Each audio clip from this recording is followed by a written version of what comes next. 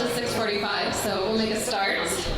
Good evening. Welcome to the LSE, for those of you who are new to us, and welcome to this evening's event. My name is Rebecca Elliott. I'm an associate professor of sociology here in the Department of Sociology, and I'm one of the 4 new editors of the British Journal of Sociology. It's my great pleasure to be chairing this year's annual lecture for 2023. Before I introduce tonight's speaker, I'm very pleased to announce the winners of the BJS Prize and the BJS Early Career Prize. These prizes are awarded to articles that make particularly outstanding contributions to increasing sociological knowledge, with the Early Career Prize recognizing the work of authors who were in the first 5 years of their career. So I'm delighted to say that this year's BJS Prize goes to a team of authors, Kjell Nordse, Willem de Koster, and Jeroen van der Wal, for their article, A Revolt of the Deplored, The Role of Perceived Cultural Distance in the Educational Gradient in Anti-Establishment Politics. Their article draws on rich and rigorously analyzed data to empirically specify and theorize patterns in political distrust and populist attitudes. The paper offers timely reflections on contemporary political dynamics and cultures, and though based on the Dutch case, draws out broad and compelling implications for other contexts. And I'm very pleased that Kjell is here to accept the award on behalf of the authors, so please join me in giving them a round of applause.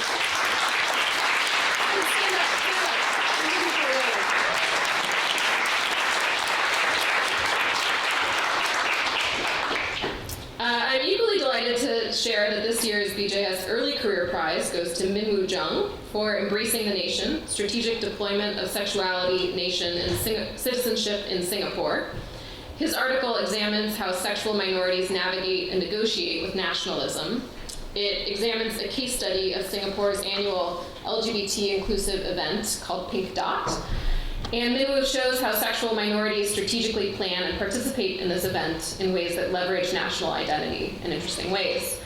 The paper is compelling and provocative. It pushes what we think we know about relations between nation, sexuality, and citizenship.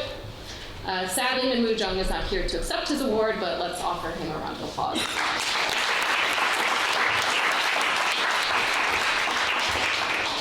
We had an excellent pool of papers to choose from for these prizes, but these really stood out. So many congratulations to our winners, and please go read their papers.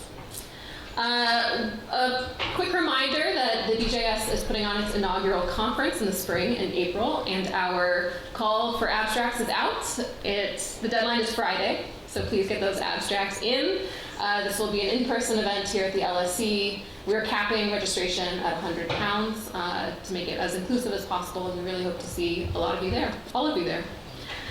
And so we come to the 2023 BJS Annual Lecture. This event has been running for, I think, close to 15 years, with a series of distinguished speakers who've set out their visions for the discipline, set out significant questions and debates within their own areas of the discipline, and each lecture is published in a subsequent issue of the journal with a set of responses to it by other scholars in the field, so look out for that. One of the central aims of the lecture is to stimulate inquiry into the core concerns of the discipline, inquiry that pushes us to examine the foundational institutions of social life, and in this sense, we could not have found a better speaker than Professor Nina Bandelj. And that's because Professor Bandelj's scholarship has been revelatory, generative, and ambitious in its interventions. The theoretical frameworks she's developed about the role of social relations, culture, and emotions in economic processes have launched and underpinned an untold number of projects, including some of people I recognize in this room. It's some of my favorite material to teach, because once you've read this work, you never look at an economic transaction the same way again. Professor Bandelj has also taken on, simple questions of post-socialism and financialization and globalization, giving us essential insights into matters of transition and inequality. So whether taking on the micro or the macro in over 100 publications, I tried to count, but I gave up, her insights are razor sharp and beautifully rendered. Professor Nina Bandelj is Chancellor's professor in the Department of Sociology at the University of California, Irvine, where she's also the Associate Vice Provost for Faculty Development and co-directs the Center for Organizational Research. She's also the president of the Society for the Advancement of Socioeconomics and has served in different leadership roles in the American Sociological Association. In 2021, she was awarded Lifetime title of professor at the University of Ljubljana, Slovenia. So it's indeed a great honor to have her with us tonight. Someone who would have absolutely loved to be here for Professor Bandelj's lecture is Professor Nigel Dodd, who we tragically lost last year. Indeed, he would have been up here chairing this event, nodding along vigorously as he peered over the top of his glasses. Indeed, one of the reasons that we were so keen for Professor Bandelj to give the annual lecture in this year particularly is because we thought that a fitting way to honor Nigel's memory would be to feature someone he would have been especially excited to engage with. And with that, I would ask you to please put your phones on silent so as to not disrupt this evening's event. We're recording this event and it'll hopefully be made available as a video subject to no technical difficulties. As usual, after the lecture, there will be a chance for you to put your questions to our speaker, but now will you please join me in welcoming Professor Nina Bandelj to deliver her lecture entitled The Social Life of Money for Children.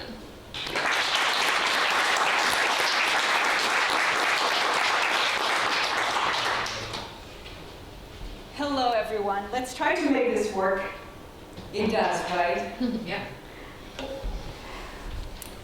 I fumbled because I was so moved by your words, Rebecca. Thank you so much. And thank you, everyone, for coming. I would like to also extend special thanks to Laura Wayne and the staff of the department that made it possible for me to be here, arranged everything so beautifully, and extend my sincere gratitude to everyone who was involved in extending the invitation to me to come this year to deliver the 2023 annual British Journal of Sociology lecture.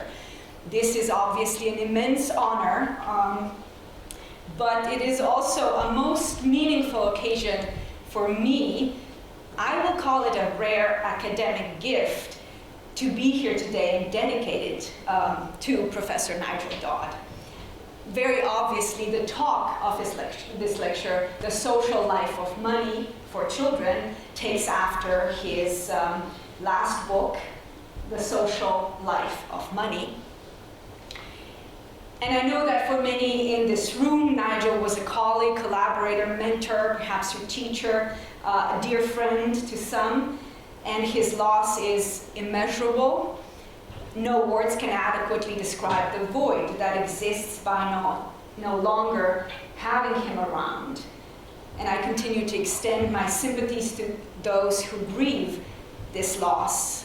I know that grief has its own webs and flows, even as time passes. I have known of Professor Nigel Dodd long before I actually met him in person. As an economic sociologist, I have read his brilliant scholarships, of course. Yet what stays in my mind is that we first talked to each other. It felt like we've known each other for a long time. Of course, Nigel was caring and very easy to talk to. But I think that the two of us bonded over a love that we shared. A love for money. Loving money, not for the obvious reasons, of course. That we have a lot of it and ask how much we need, how we use it. Loving money for its social character, how it works and what it is, how it tells us about social life, what people hold near and dear, how it's shaped and shapes social relations, the repercussions of its power, of course, too, its protein nature, its multitude of forms, its emotions, and money's utopianism, too. This was a signature Dodd point in his latest writing, to uncover money's utopian side. And for full disclosure, I'm so very pleased that Nigel contributed to our 2017 edited volume with Viviana Zelizer and Frederick Wary, Money Talks. He wrote a chapter, it was actually the last chapter, sort of the capping of it all in the section on the future of money, on this utopian monies theme. He reminded us that whatever their form, all monies retain social lives, countering doom-like predictions of money's corrosive effects. He offered a utopian scenario for the future. Indeed, he gave a gift of hope, a scarce commodity, these days, regrettably, allow me to share some direct words from his writing. He says, "Money is a process, not a thing, whose value derives from the dynamic, ever-changing, and often contested social relations that sustain its circulation. There will always be more forms that money can take, and indeed will take, as we adapt it to the shifting social, political, and economic circumstances." I put this quote not just to capture his words, but because I will use it quite literally, not only as an inspiration, but as a way to organize my remarks. So, I will do so by extending these ideas on something quite specific and what I call the parenting economy. All the money spent, saved, invested, but also borrowed for the sake of children. And that's building on the research that I have been doing, well, yikes, let me just say several years, because who counts the years of the corona anyway? It's been a long-term project. Now, first point from this quote is about the multiple forms of money. So I indeed will try to escalate these new forms of money for children and the proliferation of the new financial instruments used and dedicated to children. Then in the second part, I will zero in on this idea of dynamic changing social relations, and we'll discuss the changing meaning of children and parenting, how we think of children and how we think of parenting and how that has transformed. Then in the third part, I will delve into this social, political, and economic circumstances, so these circumstances that shape the flow of money within households. So stepping back to discuss what I call the class and money for children, or how financial flows within families differ because of income and racial, ethnic inequalities in society. I will then end spelling out some or offering, rather preliminarily, some concluding thoughts about the consequences of these processes, or a new political economy of parenting. But before getting to these empirical parts of my talk, you mentioned, Rebecca, how Nigel might have enjoyed the conversation. So I will do a Nina Nigel thing a little bit. I'll talk more about money. Just a short sociological primer on this beloved topic of ours. This is another of Nigel's books that was published in 1994, The Sociology of Money. I think his first book, based on his doctoral dissertation, if I'm not mistaken, and probably I'm thinking something that got him a job at LSE, because he moved to LSE in 1995. He offered some pioneering and trailblazing insights. And it turns out that 1994 was a fabulous year for money. That same year, Professor Viviana Zelizer of Princeton University wrote the book, The Social Meaning of Money. So both of these books in 1994, only a few years after sociologist Randall Collins lamented that sociologists seem to ignore money as if it were not sociological enough. Well, Dodd and Zelizer put a stop to that thought. Their singular contributions painted vividly a portrait of money's social and moral realities, demonstrating that money is a social process. It bears meaning, it carries the imprint of social relations. Two brilliant minds thinking alike across continents, and Viviana Zelizer actually told me that the two of them met at a conference on the coast of Amalfi in Italy. Was probably a pretty memorable money meeting. Both Zelizer and Dodd, their perspectives on money, insisted that the economic world and the social world are not two separate spheres. They are connected, entangled, certainly not hostile to each other. So concretely, when we think of children, their innocence and intimacy of the family on the one hand, it is commonplace, we should admit, that we think them as separate from something as literal here as cold cash in the frozen ice cube. So a key point in the sociology of money, and a major premise in my talk today, is that this is an artificial boundary that we need to, let's do some magic, yay, dismantle it. The mythic divide between the warm and fuzzy babies and the cold and ruthless finance. Rather, what I will do is put, well, smack in the middle of our understanding and parenting, money. So money does not corrupt social relations. It is often used to affirm them. In this case, parents affirm their parenting role in relationship to their children with what they pay, invest, or borrow for them. And this view of money is quite different from the economics perspective on it, which focuses mostly on money as a general medium of exchange, as a store of value. Quantities matter most. Money is money is money. You might have heard that phrase. Well, from the sociological perspective, in contrast, there is no single money. Nothing uniform, not as fungible as economists suggest.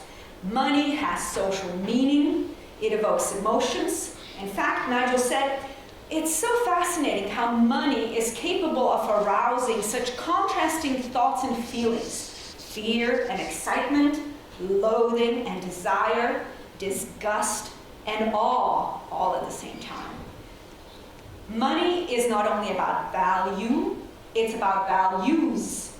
And monies differ across social institutions, social situations, and across different relationships. I guess that was all there too. So I can move on to discuss this idea of earmarking money that follows from the sociological perspective.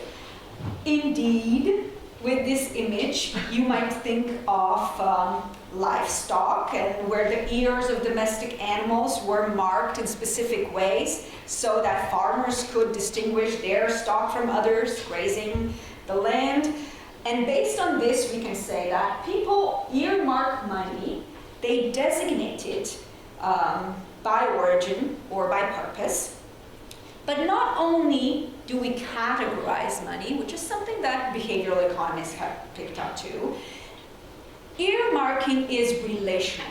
This is what Viviana Zelizer puts forth, relational earmarking, or the fact that it depends on social relations. People believe that different monies are appropriate for different types of social relations. You might compensate an employee if you're an employer. You don't bribe your employee generally, or you don't just gift them. An exchange of labor value is compensated. Well, one does not pay compensation, however, to one's lover at the end of a lovely night. At least that we would not consider that very appropriate. In fact, it would turn this relationship into a client and prostitute one. So, if we use these building blocks of the social meaning of money and relational earmarking, we can move one step further to this idea of relational work. Because of relational marking, in some ways that exist as cultural schemas about the appropriateness of payments and relations, we can move to the sphere of action. That is how people actively use money to form, maintain, negotiate, or even dissolve social relations. People engage in relational work so that they match their economic intent with the appropriate social relation and the appropriate medium of exchange. It was, in fact, Viviana Zelizer who wrote quite an elaborate definition, but I think it's appropriate that we go over that one. What is relational work? In all economic action, people engage in the process of differentiating meaningful social relations, something I spoke about and gave some examples. For each distinct category of social relations, people erect a boundary, and they give it names. They establish a distinct set of understandings that operate within that boundary, and then designate, also something I talked about, certain economic transactions as appropriate to the relation, compensation to your employee, and those as inappropriate, a bribe, and adopt certain media for reckoning and facilitating economic transactions. There is clearly a paycheck that goes out, and usually we don't dole out cash and count it every month at the end of the work, when the work activity is performed, but that of course also differs historically and culturally. So the appropriateness is something that is socially defined. Well, big definition for this concept of relational work. I also lay it out because in this framework we see how economy is closely linked to culture. In fact, a lot of analysts in economic sociology today would link Zelizer to forging this cultural economic sociology stream of work. And very well captured in an anthology of her work titled Economic Lives, how culture, right there, shapes the economy. The understandings, the meanings, the appropriateness, all of those were words from Zelizer's definition. So if we were to visualize this relationship, we could say that a study of economic lives is one that examines how culture and meaning influence relational work. But now what I will do is bring to the Nina-Nigel conversation Viviana as well. So if there was an extension to the cultural perspective on money, Nigel would suggest that the focus on shifting social, political, and economic circumstances that are broader, provide a broader context to relational work might be something to consider.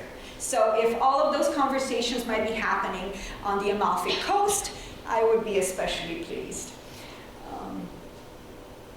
So in this sense then, inspired by these trailblazing contributions, I would like to advance a perspective on not economic lives, but entangled economic lives. And rest assured that this image is going to be completed in the more white areas of your slide here that you're seeing. But if you would, just bear with me as to why the title Entangled Economic Lives. It's inspired by an unlikely source, quantum physics, that I know nothing about.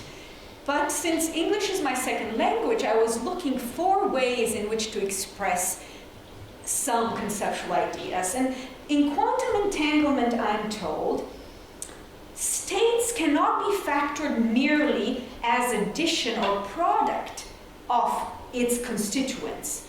That is to say, entanglement signals that concepts are not individual parts shaping others, but they are an inseparable whole. One constituent cannot be fully described without considering the others. So that's why I call this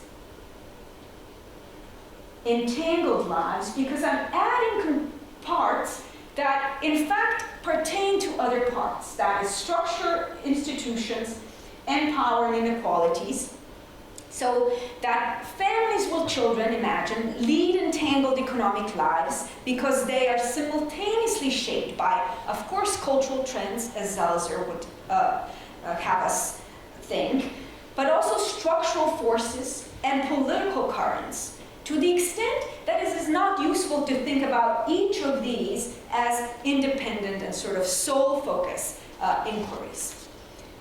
So entangled economic lives theoretically departs from previous analysis, which conceptualize the predominant influence of either one of these. The structural perspective, role of networks mostly here, cultural forces, political economy. Entangled lives points to the utility of analytical integration. So when parents take on debt for children, let's think about that example, these are not simply reflective of a structural account that focuses on stagnant wages, let's say, and economic imperatives of dire economic circumstance, nor are they reflective of just the consumerism and the cultural finance. So defying these dualistic structure versus culture perspective, the attempt is to unravel the entanglement, now you understand, of multiple social forces within the economy and to avoid structural or cultural or political reductionism. And while this visual image does not do it justice, I am limited in my creative abilities with PowerPoint. I count on your imagination. And that is, you will think of these boundaries as permeable and these forces as influencing each other as much as they are influencing relational work. But to put some more concreteness to these concepts, what are structures to consider? What are cultural meanings to consider? What are the inequalities that play a role? For structures and institutions, these are some that I offer. It's not an exhaustive list, but ones that I looked into and will speak very briefly about today. Rise of finance in society, privatization of education, the parenting product industry that is exploding, and also the state policy on families. If we look at the culture box, it will be about the changing meanings of children, what we think, the shift in how we think about children and how we think of parenting. And then also to consider the class, the race, ethnicity, and gender inequalities among other political forces that we could look at. Now, the data for the actual analysis I did around this come from multiple sources. So what does studying parenting economy in this case means? It is takes into account history of ideas, content analysis of these financial products, of the parenting industry products, among them mostly those related to supplementary education for children, but also those related to parenting advice. So a whole boom of manuals and advice that's provided in books that are being published. Of course, one could also look at social media. There would be a wealth of information about that as well. A recent book that came out was called Mommy Influencers. So there is a genre out there of that that is very similar to what I have been tracing in the parenting books. Then quantitative data across different data sets that are nationally representative. And yes, these data come from the United States, so it's about American families, and an empirical question remains to what extent the findings travel to different national contexts. We also, with my research team, conducted interviews. So we sat down with parents, mothers and fathers, and you could see from very different backgrounds here, different income, race, education, housing situation, political attitudes, in fact also religious persuasions and immigrant statuses that are not listed here on this chart.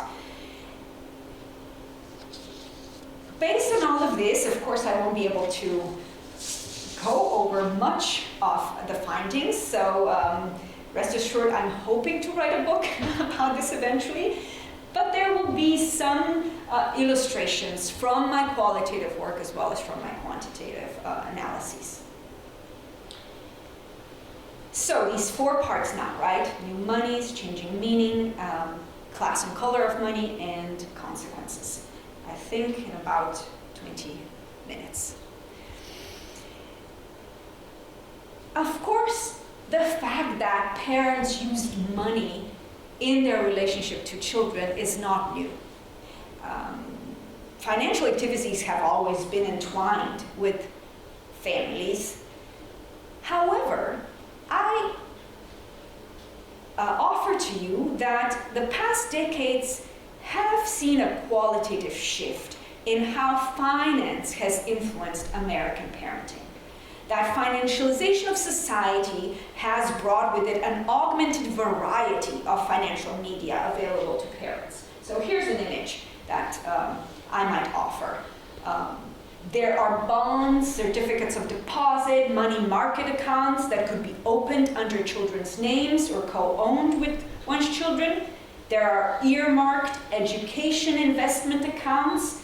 In the US, It's actually state-sponsored pre-tax savings plans called 529 savings plans.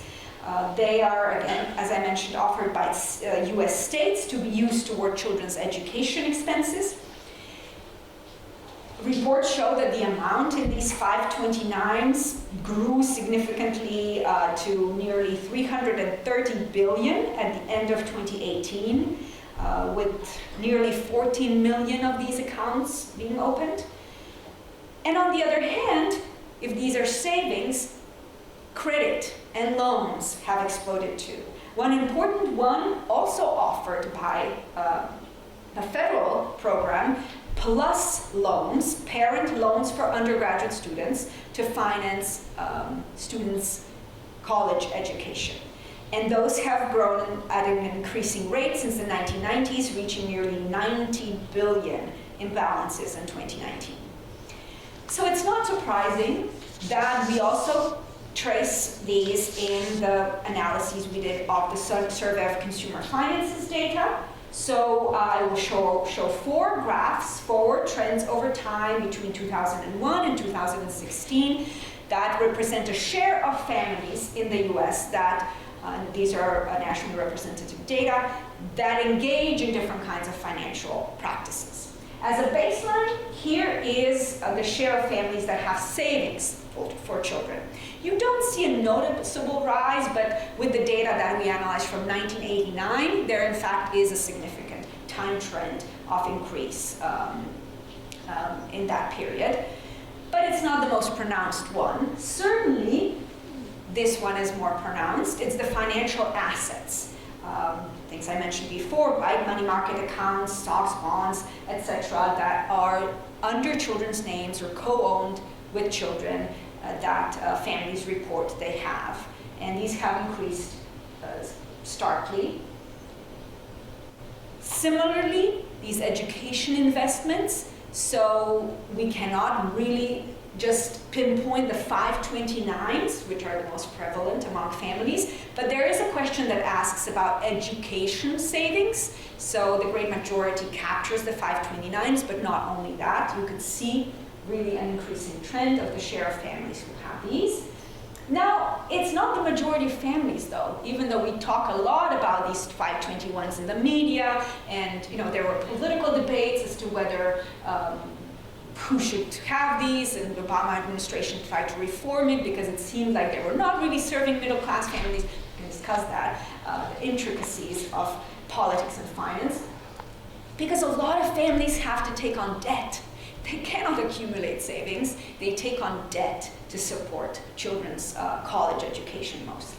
So these are the data that look at parents who are 40 years and older with children up to age 25. Why this age limit? Because of the timing of the late transition to adulthood, and to the extent that parents are supporting the children during their time when they're in college. And so we try to use a similar method than others to really proxy education loans for children, not education loans that parents themselves might be still paying off. Right? These trends certainly, I argue, are related to the financialization of the economy, just the mere variety of financial instruments. They are related to the fact that at the turn of the 21st century, Americans have much more access to loans than in previous decades. Housing loans and then education loans are core to household indebtedness of American families.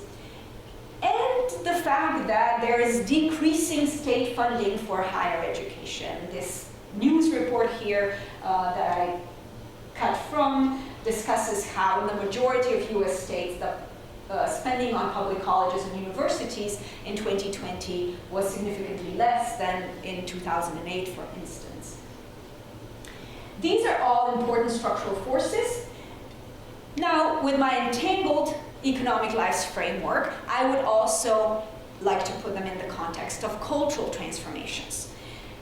I mentioned here from providing to investing to capture how the changing meaning of children and parenting has happened in the past couple of decades. Oh, I see, that's why, because that was not the right page in my notes.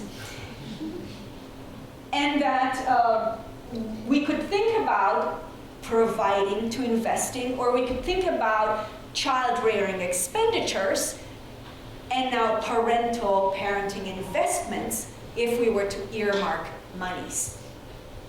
Related to that, of course, I cannot not mention Viviane Zelzer's Pricing the Priceless Child. She was the one who traced a major transformation at the end of the 19th century, early 20th century, from, okay, let me try this, an economically useful child to an emotionally priceless child.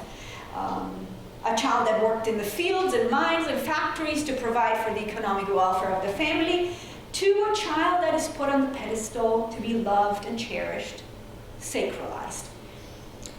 Now, Zelzer's analysis ends in the 1930s. She wrote a book in the 1980s, and in the last chapter, in fact, discussed that perhaps children are going to become more useful again.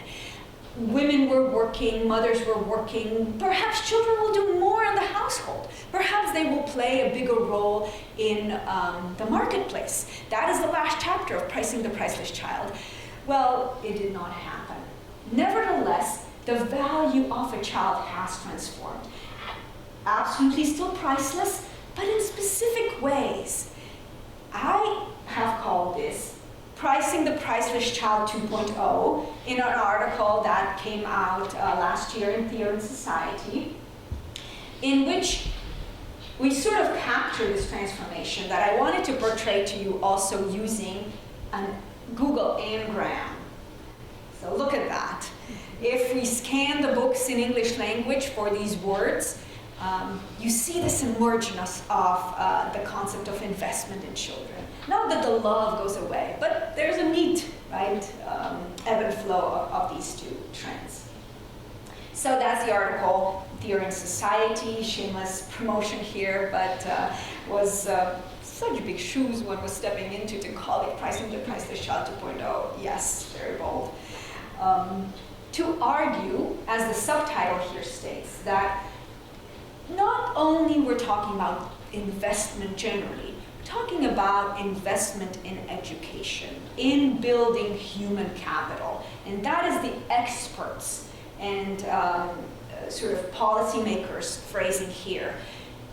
Children need to be invested in by parents so that they build stocks of human capital that they could benefit from when they're on the labor market. It is a new utility, if you like, of an emotional child.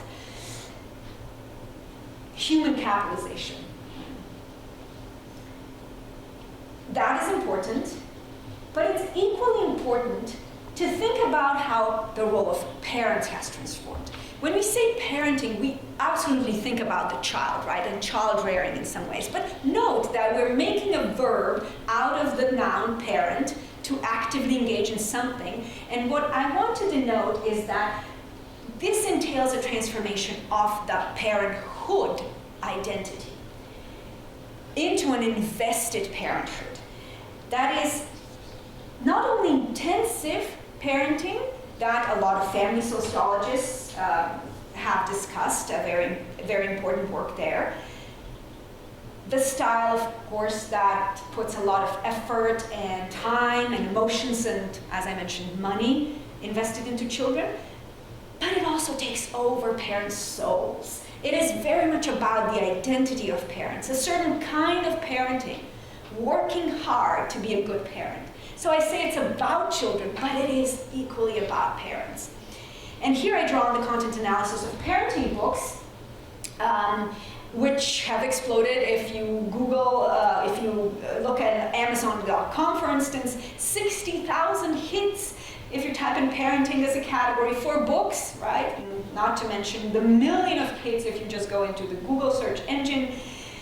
Notably, these books used to be written by pediatricians, doctors, psychologists, experts. Those who are familiar with the American context may know of Dr. Spock, not the Star Trek, but Dr. Benjamin Spock. And I think Penelope Leach was a famous British psychologist and parenting expert in the 1980s. Well, today, these books are not written by those that have a PhD or MD at the end of their name. They're written by journalists, by moms, in this case, bringing up Bébé, who traveled to France to discover that parenting there is so different and write an emotionally evocative story that makes the New York Times bestseller list. A book you can pick up at the airport and, think about parenting and think about what it means for you to engage in parenting. Not to think about that these are disciplining devices, but for an analyst, one cannot ignore the fact that such prominence of this discourse puts pressure and puts expectations on what should be done. So, as one of our respondents said, we do all of these things, we pay for and extracurricular activities are big. And if we eliminated those things, what would life be? Are there just kids going to be at home playing videos? It just feels like I'm a bad parent at that point. It is about what we do for children, but it also signals how we don't want to be bad parents. To recap, families take increasing financial investments and debt for kids to pursue this moral imperative to not only provide but invest in their children, especially in children's education. But moreover, this imperative is about parents, not only about proper child rearing, but what it means to be a good parent. So the word invested here has this double meaning: investing of emotions, investing of time, investing of money, and investing of oneself. I mentioned extracurricular activities. I knew somebody would wonder because there's such big discourse around those and how parents overschedule their kids and put them into all sorts of activities, Kumon, Russian School of Math. I don't know what exists in Britain, but something must. The expenditures for that are not actually starkest. So when we look at what are some sizable expenses for children, they relate in the US context to housing, to where you want to reside because there is a good school neighborhood that you want to be part of. So you take mortgage debt to support your children in that sense.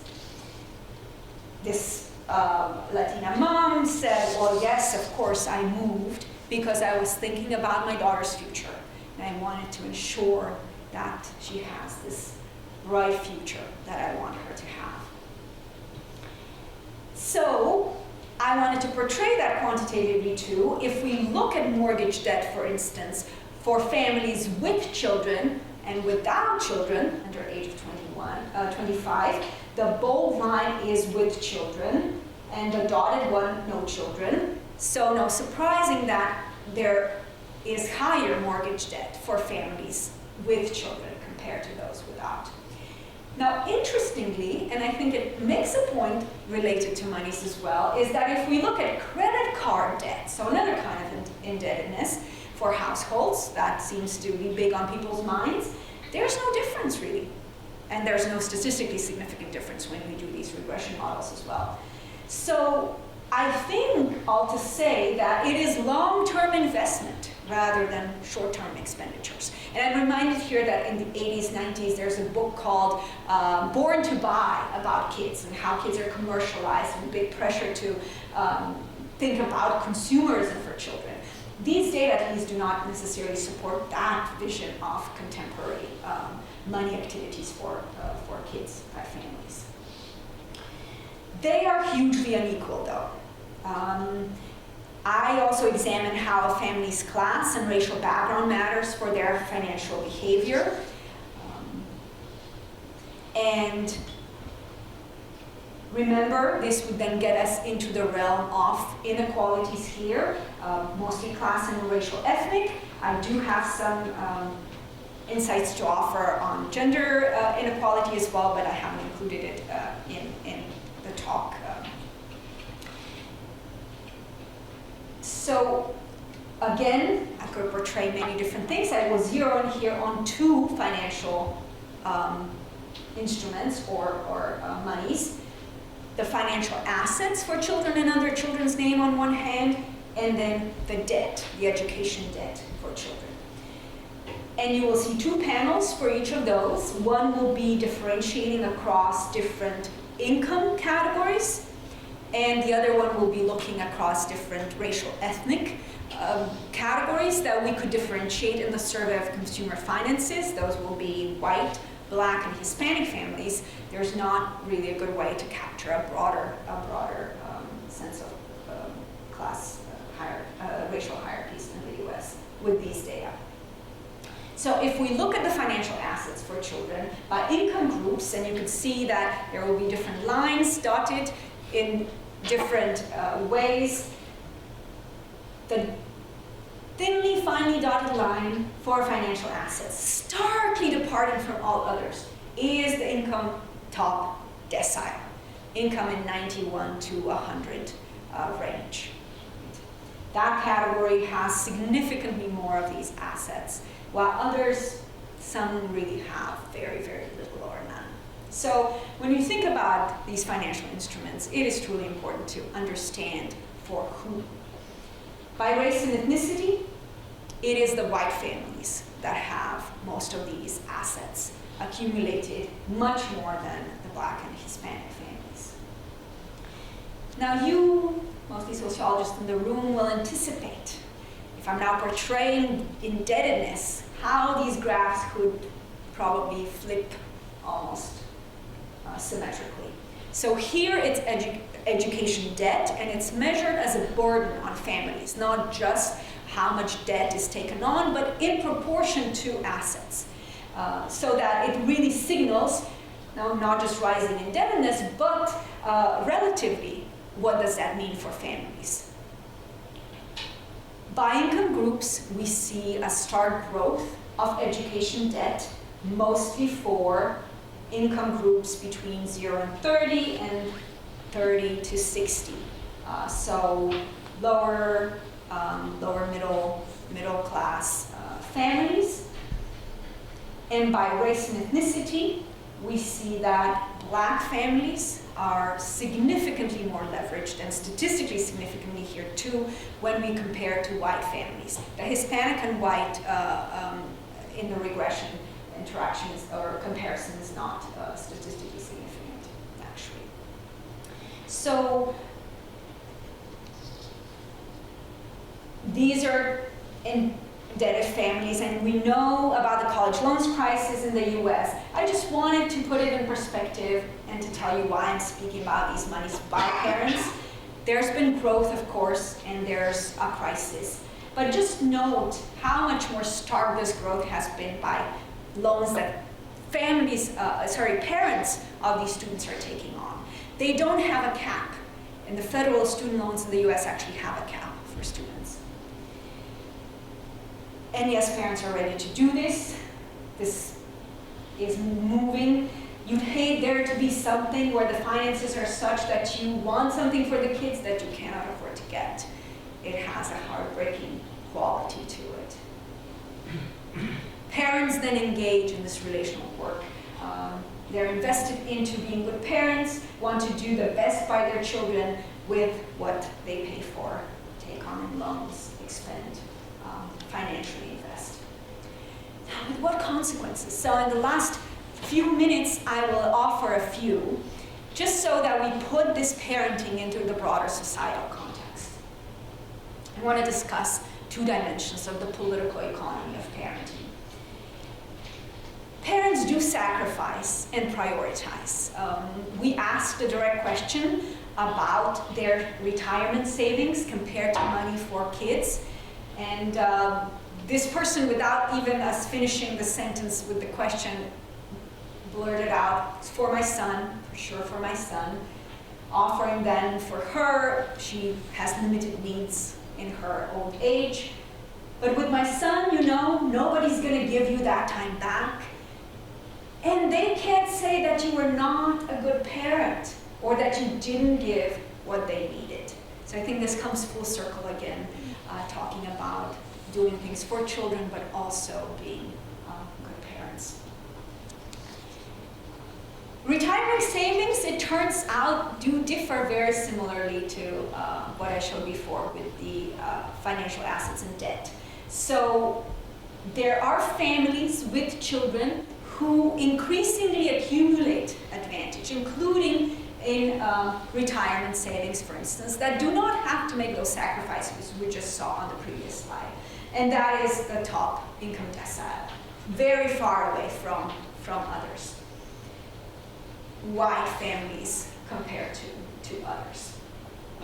And retirement savings are just one aspect, but they're actually assets that most families try to accumulate if they can, in addition to housing. But when we look at the wealth as a whole, so all the assets that the families have, especially knowing that US is famous for its wealth inequality, that this picture can capture much more than my words, and that is to say, if the US land were divided like US wealth, 1% would own 40% of that land, and 40% would own that little tiny town in Texas. That is huge disparities. But what my point is that disparities have grown fastest and most strikingly among families with children. And when we look at that, we see that the whole net worth of these families continues to go up for the top 10 parenting percent, and that it actually declines for Black families in the US. So the racial wealth gap is real. These are mean values that are skewed by extremes, so I wanted to present to you also medians here to really put a point to this notion of racial wealth inequality among families. You see in this bottom to last line, in 2016, Black families, oh, just on my screen it went blank. It is a bleak picture. $510. I mean, this is not a 5,110,000 or hundreds for a Black family with kids, median value, compared to 5,600 for the Hispanic families and 96,000 or so for white families. So this racial wealth gap between families with children is very, very real. Now, perhaps it is true, though, that all our children are our true currency. That is, that children are not simply a stock of parental investment, but they are our common responsibility. So, if we think about that, I think we can come back to Nigel Dodd's words, in which he offered some utopianism for the future of money, hoping that there is indeed a recognition of common humanity when we move to the new era of monies for children. I thank you very much. Thank Nigel, I should say, and I thank you all for your attention this evening, and I'm very much looking forward to discussing these topics with you.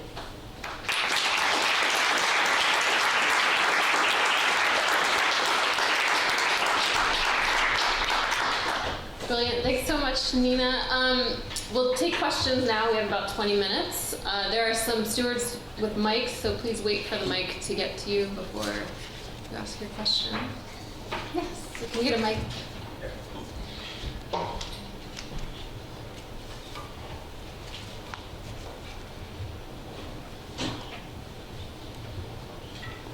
Hello, Nina. Thank you so much for this wonderful talk.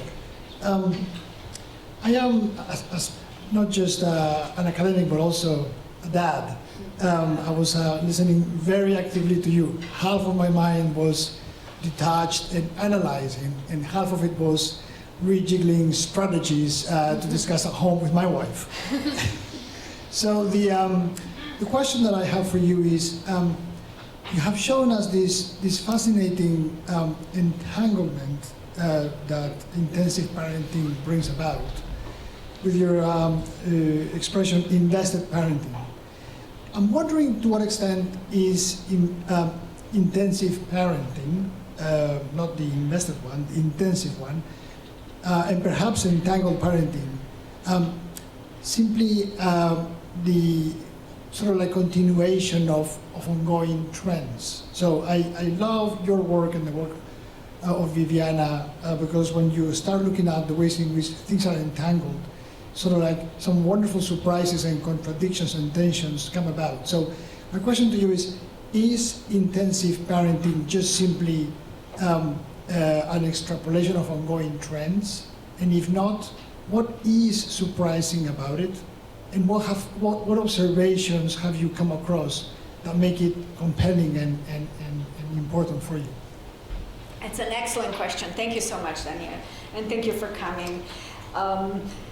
So I should have mentioned a very important book by Annette Leroux on unequal childhoods, where the concept of concerted cultivation was developed to talk about parenting. In the 1980s is when Leroux did her study. In fact, with the interviews and that we sat down with parents of middle school children, this was to mimic her design, to explore how these things have been a continuation of some trends perhaps, or how are they novel, which is what I'm getting your question is going toward.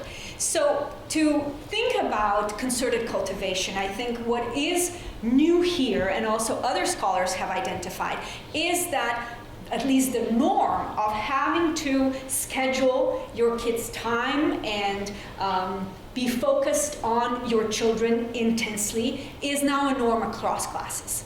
I would recommend Patrick Ishizuka's study that presented vignettes of different ways in which children, he's at the Washington University in St. Louis. In fact, he actually did a PhD at Princeton, and I think Viviana Zelizer was on his committee, so all sorts of academic families here. But to signal, right, what do they think is good parenting, excellent parenting? Across the board, across class, across gender here, moms and dads, and racial backgrounds, they would say it's this intensive focus. Kids should not be bored. That is bad. Parents are not doing something right if kids are bored.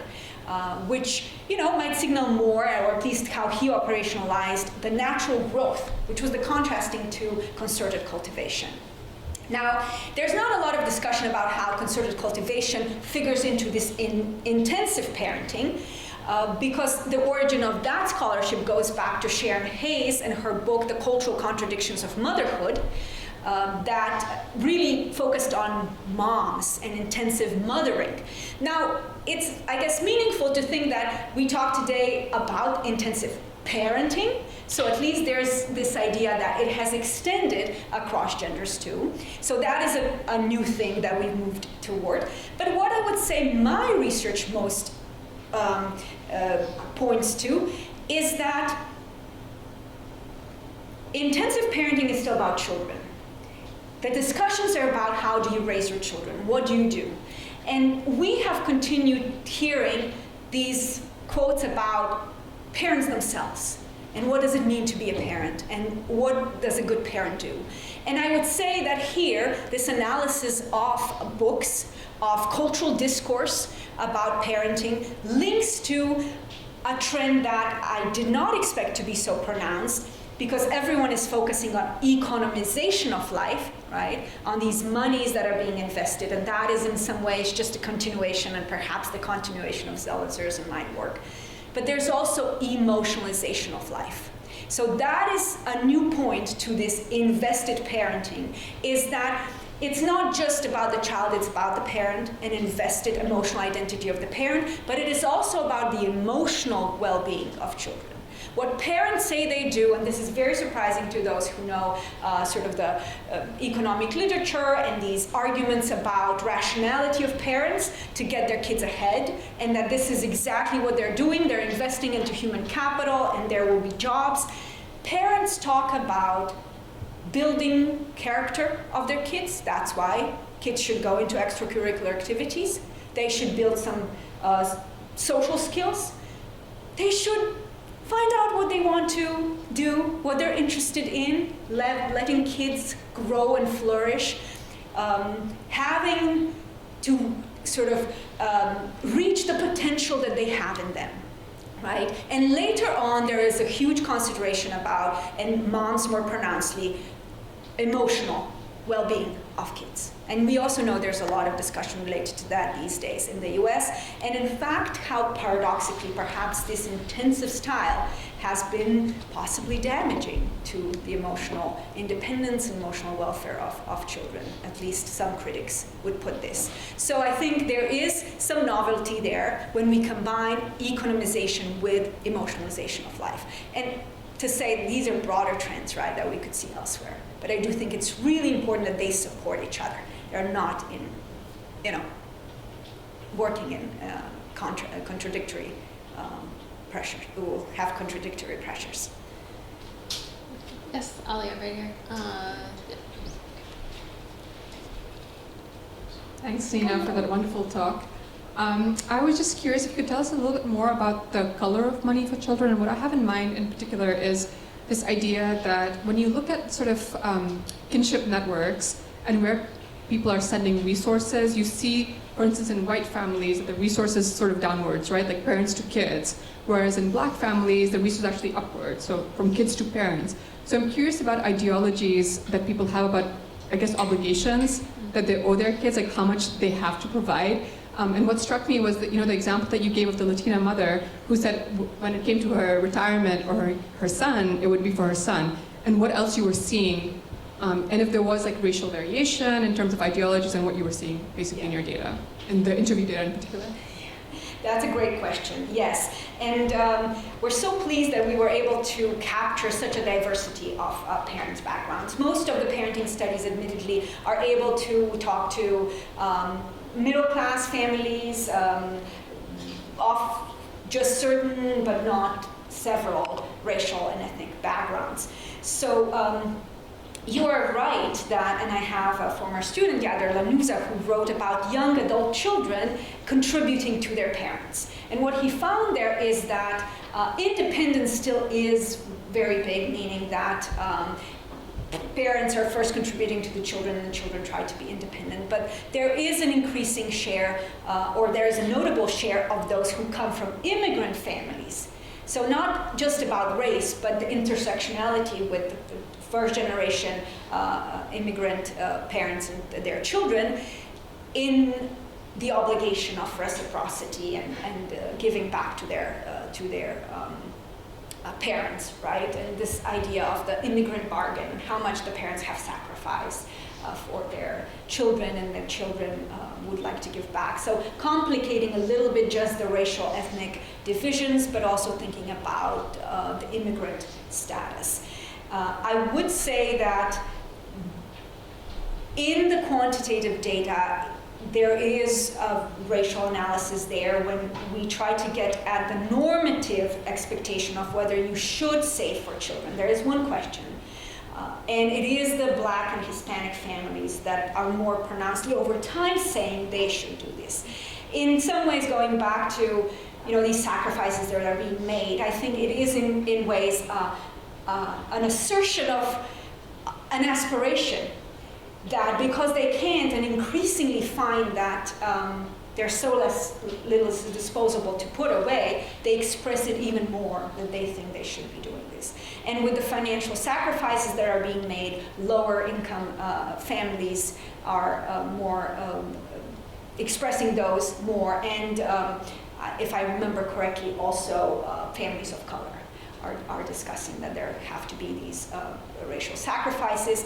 In the narratives themselves, we would expect, perhaps based on other work too, that all these activities, and especially the emphasis on education, this will be my last point, sort of for the color of money, Black parents talk about racial hierarchy and the disadvantage and what they feel they need to do extra for their children to help them face these challenges in society. So they phrase some of what they do also in the context of racism. Yes, back here, Marta. Thank you so much, Nina. I loved your talk. I was wondering if financial education plays any role in the investing behavior of the parents, whether it came up in the interviews. That's a great question, actually. I was very curious. So we did ask one question in the interviews about, I guess now I'm thinking it is related, but not exactly on financial education, and that is whether families use a financial advisor to help them think through some of these. And as you would expect, it is not the majority of families, and it is the more well-to-do families that would mention that. There's also just a little bit of parents who themselves have occupations related to finance that they would talk more broadly about their knowledge of these 529s. But just like the quantitative data, even though the public discourse seems like everyone knows about these things, everyone is investing in these plans for kids.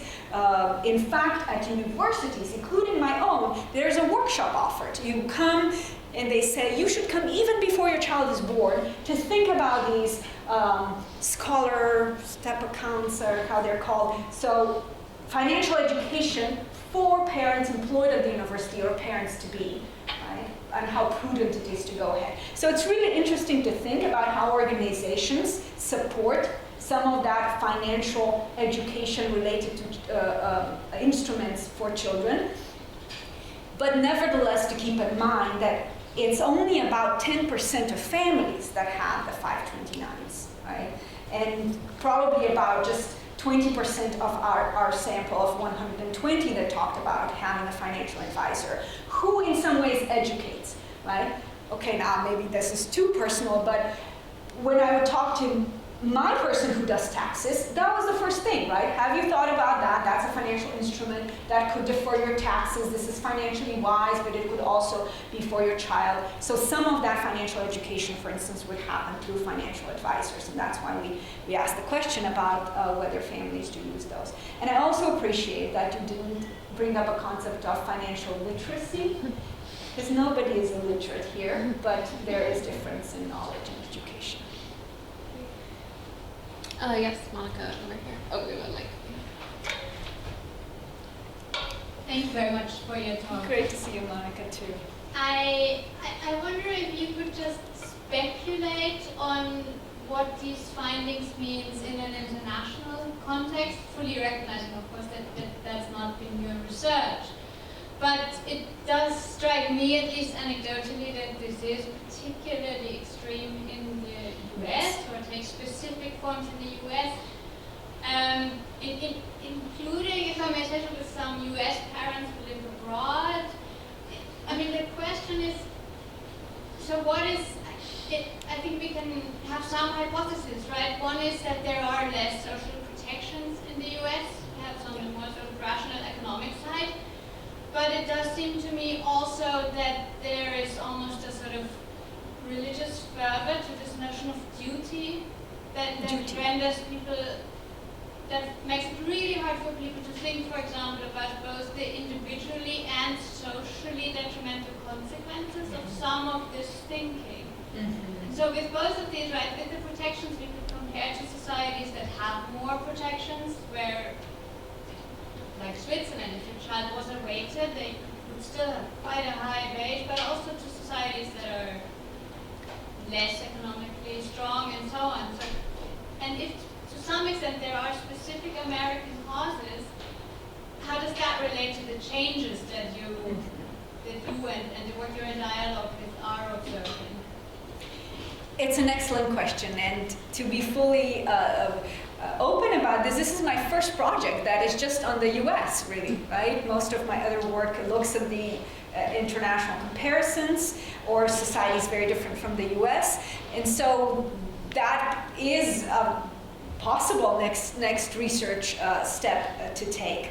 So I have a few things to offer. It is absolutely right that the structural context that I put forth as one of the key structuring factors in shaping this relational work of parents varies across countries. So that there's a short piece that will come out in Sociological Forum. I was invited to write something about the American parenting economy by the exiting editor, Karen Cerullo, for the last issue that she's going to be a part of this December. And I called it hostile. I basically called it hostile family policy, not even non-family friendly. US is the only rich country that doesn't have paid parental leave. It is next to Oman and Papua New Guinea. It is the only country that hasn't ratified the UN Convention on Children's Rights. Why do I mention this? Because the idea of parents having a say over what they do with their kids is so paramount. And the parental investment notion, right, that it is the sole responsibility or maybe duty, I do like this word and have to look into this a little bit more about its cultural trajectory in the US context, is the duty of parents. Parents do this. Striking silence in our interviews about, when we asked open-ended questions, not direct questions, yes, admittedly, that don't say, what do you think the state should do? But we think silence says something. We ask, so are there any other things that you would like to discuss related to raising children, parenting children? Here, discussions about worries about how the world is changing, including climate change, come up with 7 of the 120 parents. And one single mom talked about how, she could use more help and maybe the state. And I think maybe that parent was Italian or right? So now I have to think. So that is striking to have that absence of the understanding of the structural context for these parenting processes. Now, to say that only the structural context matters, of course, would be reductionist based on my entangled framework. And here I will offer how studies cross-nationally of time that is spent with children show trends, at least in OECD countries, to be increasing since the 60s across most of the countries, except for France.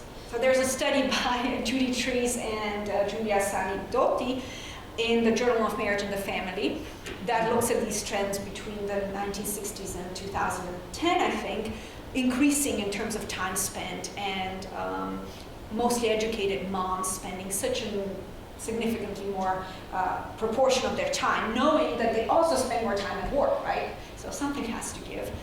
That tells us a little bit about the more cross-nationally sort of open, right, and possibly broad understanding of what needs to do with their children. I have a graduate student who talked to moms who marry through arranged marriages from South Korea, to South Korea, so South Korean men, and there is this notion of I need to do so much for my children. First, because I marry, I will send remittances back to my family. Once I have children, I am spending my money on my children. So that's the Asian context in some ways, of course limited. And back to my home country of Slovenia, where I grew up, so many narratives that I'm hearing as well that are very, very similar about absolutely scheduling children's time and now being more willing, because in the socialist Yugoslavia when I grew up, you went to take music lessons and you did drawing. That was all part of schooling. Right? That was not something that parents either scheduled separately or not at all paid for. And I think that's becoming very much a part of what is being done. And some discussions of the upper strata about saving for sending children to study abroad. That becomes a big thing. And in China, the international students and those students who are in my classes would tell me that this is what parents were particularly interested in spending the money to. And the supplement education industry, to go back to a structural context that is in so many countries, used to be called shadow industry, and the example provided in the 90s was about Japan. but it's now very much an international phenomenon of offering coaching to parents and children to be ready, lots of money involved too, to be ready to study abroad. So I see a lot of similarities, but of course, a key question, where is the difference and why? So that would be the next step. Thanks. I'm afraid we're at time, but if you didn't get a chance to ask a burning question, we have a brief reception just outside these doors, and you can try to pin Nina down and ask. But I just wanted to say thank you so much for your visit, for this brilliant lecture. It's been such a treat. Please join me in thanking Professor Nina Bandelj.